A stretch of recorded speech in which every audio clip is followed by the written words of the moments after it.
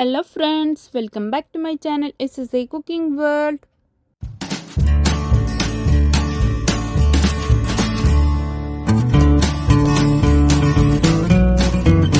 ഇന്ന് ഞാൻ നിങ്ങളുടെ മുമ്പിൽ വന്നിട്ടുള്ളത് നല്ല എളുപ്പത്തിൽ ഒട്ടും ഫ്ലോപ്പ് ആവാത്ത ഉന്നക്കായ എങ്ങനെ ഉണ്ടാക്കാന്നുള്ള റെസിപ്പിയുമായിട്ടാണ്. ഇതുണ്ടാക്കിയിട്ട് നമുക്ക് ഫ്രീസറിലും സൂക്ഷിക്കാവുന്നതേ ഉള്ളൂ. റെസിപ്പിയിലോട്ട് കിടക്കുന്നതിന് മുമ്പായി നമ്മളുടെ ഈ ചാനൽ ഇതുവരെ സബ്സ്ക്രൈബ് ചെയ്യാതെയാണ് ഏതെങ്കിലും കൂട്ടുകാർ എവിടെയെങ്കിലും കണ്ടുകൊണ്ടിരിക്കുന്നുണ്ടെങ്കിൽ ഒന്ന് പോയി സബ്സ്ക്രൈബ് ചെയ്യാനും കൂടെയുള്ള കുഞ്ഞു ബെൽ ബട്ടൺ ഒന്ന് പ്രസ് ചെയ്ത് സപ്പോർട്ട് ചെയ്യാനും മറക്കല്ലേ. എന്നാലേ ഞാനിടുന്ന പുതിയ പുതിയ വീഡിയോസിൻ്റെ നോട്ടിഫിക്കേഷൻ നിങ്ങളിലെത്തുകയുള്ളൂ, നിങ്ങൾക്കത് അപ്പോഴപ്പോൾ തന്നെ കാണാനും പറ്റത്തുള്ളൂ. ഇത് തയ്യാറാക്കാൻ വേണ്ടിയിട്ട് ഞാൻ ഒരു 15 പഴം വരെ എടുത്തിട്ടുണ്ട്. അപ്പോൾ ഇതിൻ്റെ സ്കിന്ന് കണ്ടിട്ട് ആരും അങ്ങനെ വിചാരിക്കണ്ട ഇത് നല്ലോണം പഴുത്തതാണെന്ന്. ഇതത്ര പഴുത്തിട്ടൊന്നുമില്ല കേട്ടോ. അപ്പോൾ അതിൻ്റെ അകത്ത് നല്ല ഉറപ്പ് തന്നെ ഉണ്ട്. അപ്പോൾ അതുകൊണ്ടാണ് ഞാൻ ഇതുപോലത്തെ പഴം തിരഞ്ഞെടുത്തിട്ടുള്ളത്. നല്ലോണം പഴുത്തെങ്കിൽ അത് നല്ലോണം നമ്മൾ ഇങ്ങനെ ഉടയ്ക്കുന്ന സ്മാഷ് ചെയ്യുന്ന ടൈമിൽ നല്ലോണം ചളിപിളി പോലെ ആയിട്ട് പോവും, സോഫ്റ്റ് ആയിട്ട് പോവും. അപ്പോൾ അത് ഉണ്ടാക്കി എടുക്കാൻ കുറച്ച് പാടായിരിക്കും. അപ്പോൾ ഇതിനെ നമുക്ക് നല്ല പോലെ ഒന്ന് വേവിച്ചെടുക്കാം. ഇത് വെന്ത് വന്നതിന് ശേഷം നമുക്ക് ഇതിൻ്റെ സ്കിന്ന് റിമൂവ് ചെയ്തിട്ട് അതിൻ്റെ നാറൊക്കെ എടുത്ത് കളഞ്ഞിട്ട് അതിൻ്റെ അകത്തൊരു ഇതുണ്ടാവില്ല, വിത്ത് പോലത്തെ ഒരു സാധനം, അതുകൂടി നമുക്ക് ഇങ്ങനെ മുറിച്ചിട്ട് അതിൻ്റെ അകത്തുള്ളതും എടുത്ത് കളയണം കേട്ടോ. ഇത് ഇങ്ങനെ ചെയ്യുന്നില്ല എന്നുണ്ടെങ്കിൽ ഇത് നമ്മൾ അവസാനം ഒടിച്ച് കളഞ്ഞതിന് ശേഷം അതിങ്ങനെ വള്ളി പോയാൽ ആയിട്ടിരിക്കും. അങ്ങനെ എടുത്ത് കളഞ്ഞാലും മതി, കുഴപ്പമൊന്നുമില്ല. അപ്പോൾ ഇതിനെ ആ കറുത്ത ഒരു പാട് പോലത്തെ ഉണ്ടാകുന്നില്ലേ, അതപ്പോൾ ഇങ്ങനെ ഒടുക്കുന്ന സമയത്ത് അത് മൊത്തത്തിലായിട്ട് സ്പ്രെഡാവും. അപ്പോൾ അത് ഇല്ലാതിരിക്കാൻ വേണ്ടിയിട്ടാണ് ഇങ്ങനെ ഓരോന്നും ഹാഫ് പോർഷനാക്കി എടുത്തിട്ട് അതിൻ്റെ നടുവെന്നും അതിൻ്റെ പുറത്തുള്ള ആ ഞാറ് പോലത്തെ സാധനമൊക്കെ എടുത്ത് കളയുന്നുള്ളത് കേട്ടോ. ഇത് തയ്യാറാക്കാൻ വേണ്ടിയിട്ട് എല്ലാവർക്കും അറിയായിരിക്കും, എന്നാലും ബിഗിനേഴ്സിന് വേണ്ടിയിട്ട് ഒന്ന് വിശദമായി പറഞ്ഞതന്നേ ഉള്ളൂ കേട്ടോ. ഇങ്ങനെ ഒരുപാട് നമ്മൾ ഒന്നിച്ചിട്ട് ഉണ്ടാക്കിയിട്ട് ഫ്രോസൺ ചെയ്തിട്ട് വെക്കുകയാണെങ്കിൽ നമുക്ക് റമദാനിലൊക്കെ ഈസി ആയിട്ട് എടുത്ത് പൊരിച്ചാൽ മാത്രം മതി. കണ്ടില്ലേ, ഇത്രയുള്ളൂ പണി. അത് നമുക്ക് നല്ല പോലെ ഡോ ആയി കിട്ടിയിട്ടുണ്ട്. അതിനെ നമ്മളെ കയ്യിൽ ഒട്ടിപ്പിടിക്കാതിരിക്കാൻ വേണ്ടിയിട്ട് നമുക്ക് എണ്ണ കയ്യിൽ ആക്കിയ പിന്നെ ഇതിനെ ഓരോ ഉരുളകളാക്കി ബോൾസ് ആക്കിയിട്ട് നമുക്ക് വേറൊരു പാത്രത്തിലേക്ക് ഇട്ട് കൊടുക്കാം. ഇത് മുഴുവനും ബോൾസ് ആക്കിയതിന് ശേഷമാണ് ഞാൻ ഇതിനെ പരത്തിയിട്ട് ആ ഉന്നക്കായുടെ ഷേപ്പിലാക്കിയിട്ട് ഫില്ലിങ് വെച്ചെടുത്തിട്ട് ഉണ്ടാക്കിയെടുക്കുന്നുള്ളത്.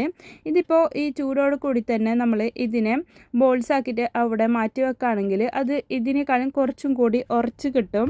അപ്പോൾ ആ ടൈമിൽ നമുക്ക് ഇതിലേക്ക് വേണ്ടിയിട്ടുള്ള ഫില്ലിങ്സ് റെഡിയാക്കാം. ഞാൻ മുട്ട വെച്ചിട്ടാണ് ഫില്ലിങ്സ് ഉണ്ടാക്കുന്നുള്ളത്. ഇതിലേക്ക് 3 മുട്ടയാണ് ഞാൻ എടുത്തിട്ടുള്ളത്. അതിലേക്ക് ഏലക്കപ്പൊടി ചേർത്ത് കൊടുത്തിട്ടുണ്ട്. 1/4 കപ്പിന് മേലെയായിട്ട് ഷുഗർ ഇട്ട് കൊടുക്കാം.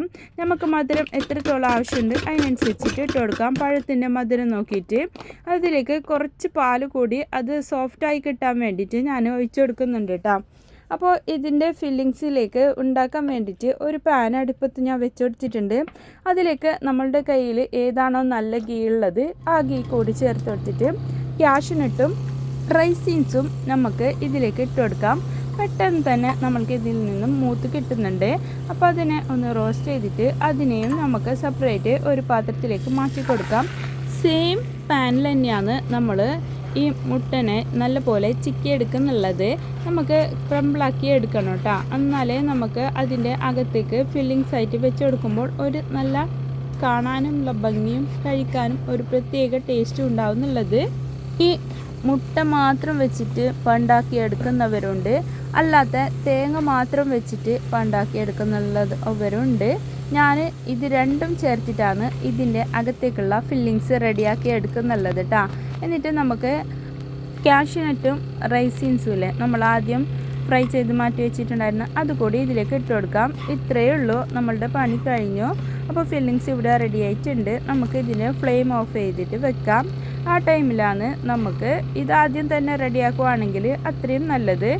പിന്നീട് റെഡിയാക്കുന്നെങ്കിലും കുഴപ്പമൊന്നുമില്ല. എന്നിട്ട് നമുക്ക് ഇതിനെ ഓരോ ബോൾസ് ആക്കിയിട്ട് വെച്ചിട്ടുണ്ടായിരുന്നില്ലേ, അതിനെ നമുക്ക് കൈ കൊണ്ട് തന്നെ പരത്തിയെടുക്കാം. അതിന് മുമ്പ് ഞാനിപ്പോൾ കാണിച്ചു തന്നിട്ടുള്ളത് ഓയിലാണ് കേട്ടോ. ആ ഓയിൽ കയ്യിൽ നല്ല പോലെ ഇങ്ങനെ പരത്തി കൊടുക്കണം. എന്നാൽ തീരെ എവിടെയും ഒട്ടിപ്പിടിക്കാതെ ഏത് ടൈമിലാണെങ്കിലും നമ്മൾക്ക് ഇതിനെ അങ്ങോട്ടും ഇങ്ങോട്ടും തിരിച്ചിട്ട് കൊടുക്കാം. എന്നിട്ട് അതിൻ്റെ നടുവിലായിട്ട് ഇതുപോലെ ഈ മുട്ടൻ്റെ ഫില്ലിങ്ങില്ലേ, ആ ഫില്ലിങ് ഇതിലേക്ക് വെച്ച് കൊടുത്തിട്ട് നമുക്ക് കൈ കൊണ്ട് തന്നെ നല്ല പോലെ ഫോൾഡ് ചെയ്യാനും പറ്റുന്നുണ്ട് കേട്ടോ. എവിടെയും ഒട്ടിപ്പിടിക്കത്തൊന്നുമില്ല. അപ്പോൾ ഫില്ലിങ്സ് ഒന്ന് കുറച്ചുകൂടി ഫില്ലിങ്സ് നിറച്ച് കൊടുത്തിട്ടുണ്ട് ഞാനിപ്പോൾ. എന്നിട്ട് നമുക്ക് ഇതിലേക്ക് ഇതുപോലെ തന്നെ ആക്കിയിട്ട് ഒട്ടിപ്പിടിച്ചിട്ട് ആക്കിയിട്ട് എടുക്കണം കേട്ടോ. ഇല്ലെന്നുണ്ടെങ്കിൽ അത് വിട്ടു പോകും. അത് പ്രത്യേകം ശ്രദ്ധിക്കണം. നമ്മളുടെ ഇതിൻ്റെ ഫില്ലിങ്സിൻ്റെ അല്ലാതെ നമ്മളെ ഈ മാവില്ലേ, ഈ പഴത്തിൻ്റേത്, ആ പഴത്തിൻ്റെ മാവിൽ കുറച്ചെങ്കിലും ലൂസൊക്കെ ആയിപ്പോയിട്ടുണ്ടെങ്കിൽ നമുക്ക് പത്തിരിപ്പൊടിയില്ല, നൈസ് പത്തിരിപ്പൊടി, ആ നൈസ് പത്തിരിപ്പൊടി 1-2 ടേബിൾ സ്പൂണോ ടീസ്പൂണോ മറ്റോ അതിലേക്ക് ഇട്ട് കൊടുത്താൽ മതി. അപ്പോൾ അത് നല്ല പെർഫെക്റ്റ് ആയിട്ട് തന്നെ കിട്ടും.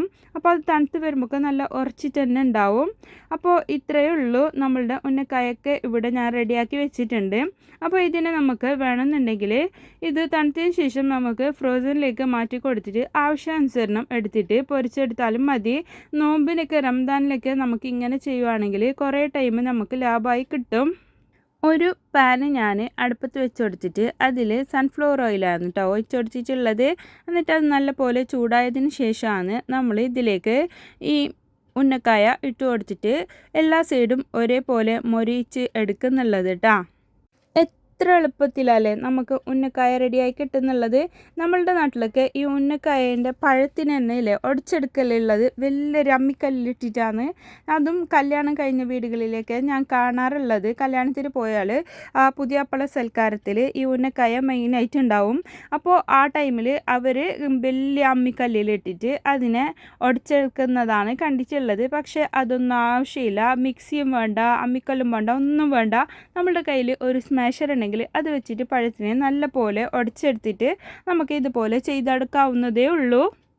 നമുക്ക് എത്രത്തോളം ആവശ്യമുണ്ടോ അതിനനുസരിച്ചിട്ട് നമുക്ക് ഇതുപോലെ ചെയ്തെടുത്തിട്ട് സ്റ്റോക്കാക്കി വെക്കാം. അപ്പോൾ എൻ്റെ ഈ റെസിപ്പി നിങ്ങൾക്ക് എല്ലാവർക്കും ഇഷ്ടപ്പെട്ടെന്ന് ഞാൻ വിചാരിക്കുന്നു. ഇഷ്ടപ്പെട്ടാൽ നിങ്ങളുടെ ഫ്രണ്ട്സ് ആൻഡ് ഫാമിലിക്ക് ഒന്ന് ഷെയർ ചെയ്ത് കൊടുക്കാനും ലൈക്ക് ചെയ്യാനും നിങ്ങളുടെ വിലയേറിയ അഭിപ്രായങ്ങൾ താഴെ കമൻറ്റ് ബോക്സിൽ കൊടുക്കാനും മറക്കല്ലേ.